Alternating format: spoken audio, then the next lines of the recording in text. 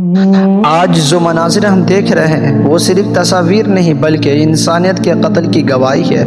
Jail کی ان اندھیریوں راہداریوں میں جب ایک انسان کو جانوروں کی طرح گھسیٹا جاتا ہے تو تذلیل صرف اس قیدی کی نہیں بلکہ پوری انسانی وقار کی ہوتی ہے۔ وہ نوجوان جنہیں بے دردی سے زمین پر لٹایا گیا ہے، وہ بے بس انسان جو کرسیوں پر جکڑے ہوئے تڑپ رہے ہیں، ان کی خاموشی پکار عرش الہی کو بلا دینے کے لیے کافی ہے۔ افسوس تو اس بات کا ہے کہ طاقتور لوگ ان مظلوموں کی طرف اشارہ کر کے فخر سے کہتے ہیں کہ یہ اسی کے لائق ہے۔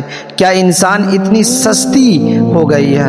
اے امت مسلمہ، ان جھکی ہوئی گردنوں اور سسکتی ہوئی زندگیوں کو دیکھ کر اگر آج بھی ہمارا دل نہیں پگھلا تو ہمیں اپنے ایمان کی فکر کرنی چاہیے۔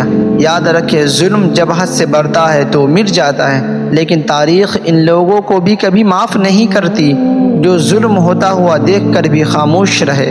آج ان مظلوموں کی آہ پکار رہی ہے کہ بیدار ہو جاؤ اس سے پہلے کہ اللہ کی پکڑ کا وقت آ جائے، کیونکہ ظالم کی رسی جتنی بھی لمبی ہو، اللہ کا انصاف بہرحال غالب آ کر رہتا ہے۔